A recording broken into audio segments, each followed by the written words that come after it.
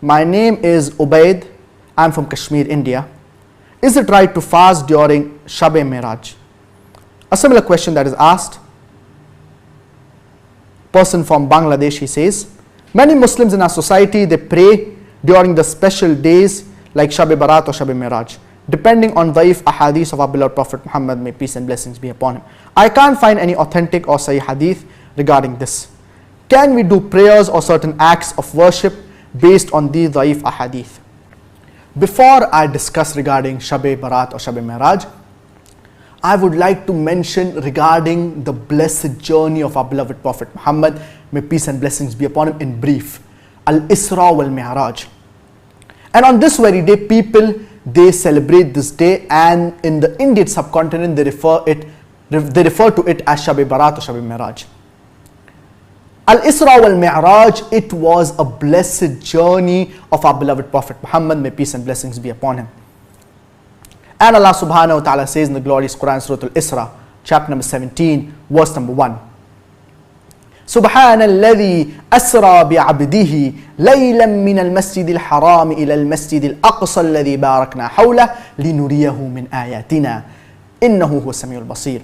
That blessed is Allah subhanahu wa ta'ala who took his servant, that is Prophet Muhammad, may peace and blessings be upon him, from Bayt al-Haram in Makkah to Bayt al-Maqdis in Jerusalem, whose neighborhood is blessed, to show him our signs. Innahu wa Samiul Basir, for he is the all-hearing and the all-seeing. Al-Isra wal-Mi'raj, it was a blessed journey that our beloved Prophet Muhammad, may peace and blessings be upon him, embarked upon. He was taken from Masjid al-Haram in Makkah to Bayt al-Maqdis in Jerusalem, and later on he ascended to the heavens. And he was shown paradise and hellfire. And he met the prophets and messengers of God. And during this very journey, our beloved Prophet Muhammad, may peace and blessings be upon him, he spoke to Allah subhanahu wa ta'ala directly. And Allah subhanahu wa ta'ala commanded our beloved Prophet Muhammad, may peace and blessings be upon him, to offer 50 times salah. When our beloved Prophet Muhammad, peace be upon him, was returning, he meets Musa alayhi salam. And Musa alayhi salam, he tells our beloved Prophet Muhammad, may peace and blessings be upon him, that go back to Allah subhanahu wa ta'ala and reduce this number, for your ummah will not be able to offer 50 times salah. So our beloved Prophet Muhammad, may peace and blessings be upon him, he goes back to Allah subhanahu wa ta'ala in order to reduce this number. And he comes back, and while he's returning, he meets Musa alayhi salam. And Musa alayhi salam tells him that your ummah will not be able to offer even this. Then he goes back to Allah subhanahu wa ta'ala, and until Allah subhanahu wa ta'ala reduces 50 salah, and it is reduced to 5 daily prayer. While our beloved Prophet Muhammad, may peace and blessings be upon him, is returning back, he meets Musa alayhi salam again. And Musa alayhi salam, he tells our beloved Prophet Muhammad, may peace and blessings be upon him, that your ummah will not be able to offer even these 5 daily prayer. But our beloved Prophet Muhammad, peace be upon him, he tells Musa alayhi salam that I am ashamed to go to Allah subhanahu wa ta'ala again, as I have gone to him several times and have already requested him several times. And during this blessed journey,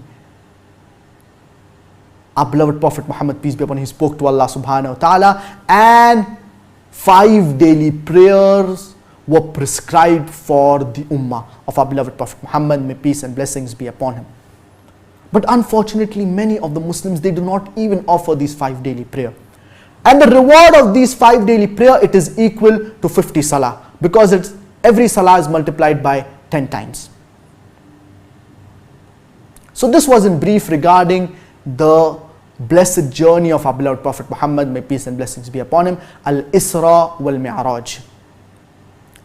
Now coming back to your question regarding Shab-E-Barat or Shab-E-Meraj, and this is mainly practiced in the Indian subcontinent, that on this day of Al-Isra wal-Mi'raj, and many people, they say that it is the 15th of Sha'ban, they do specific acts of worship. Many people, they even fast on this day. And many, they base it on certain da'if hadith of our beloved Prophet Muhammad, may peace and blessings be upon him. But there is no authentic hadith of our beloved Prophet Muhammad, may peace and blessings be upon him, which specifically says that we should do some specific ibadah on this day. There is no authentic hadith of our beloved Prophet Muhammad, peace be upon him, which prescribes us to fast or to do any dhikr or to offer some special salah on this day. Now I would like to mention an important qa'idah, an important ruling in Islam. As far as ibadat are concerned, acts of worship are concerned, to do any act of worship, we require proof for it. For example, offering 2 rakah of Fard Salah during the Fajr prayer. We have proof for it, we have evidence for it. A person cannot say that 3 rakah is better than 2 rakah. That's the reason I will start offering 3 rakah during the Fajr prayer. For every act of worship, for every ibadah, we require proof. As far as muamalat are concerned, daily routines are concerned, that are not acts of ibadah, everything is permitted unless proven otherwise. Everything is permitted unless there is specific evidence which prohibits us from doing something.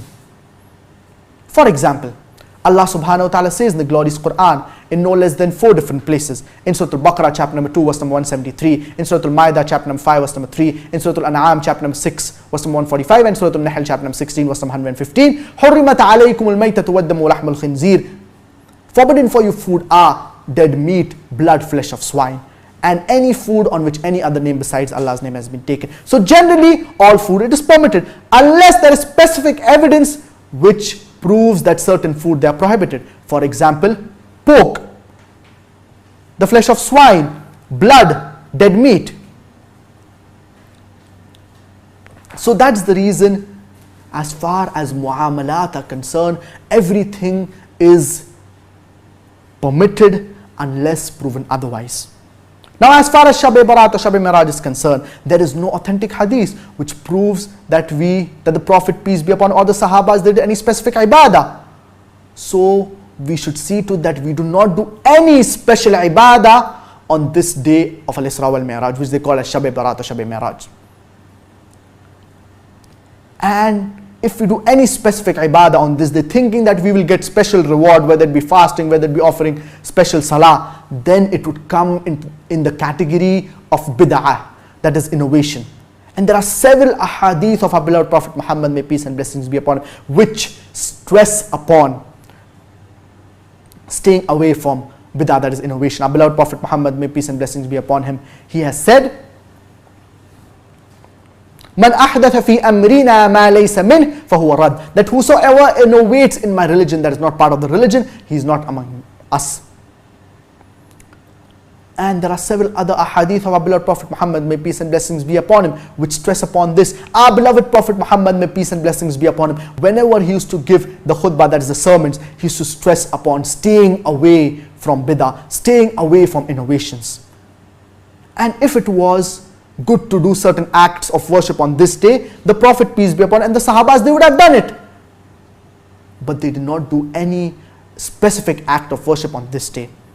But if a person, he generally has a habit of fasting, for example, a person fasts on Mondays and Thursdays, and it coincidentally falls on this day, which they refer to as Shab-E-Barat or Shab-E-Meraj, then there is no problem for a person to fast on this day. But specifically fasting on this day, which they refer to as Shab-E-Barat or Shab-E-Meraj, it is not established from the Sunnah of our beloved Prophet Muhammad, may peace and blessings be upon him, and this should be totally avoided. So we should see to that we follow the Sunnah of our beloved Prophet Muhammad, may peace and blessings be upon him. Allah subhanahu wa ta'ala says in the glorious Quran, Surah Al-Ma'idah chapter number 5 verse number 3, اليوم أكملت لكم دينكم وأتممت عليكم نعمتي ورضيت لكم الإسلام دينا. On this day I have perfected my religion upon you, have completed my favor upon you, and I have chosen for you Islam as your religion. Allah subhanahu, our beloved Prophet Muhammad, may peace and blessings be upon him, he has laid down the guidelines for us. So that's the reason we should follow the Sunnah of our beloved Prophet Muhammad, may peace and blessings be upon him.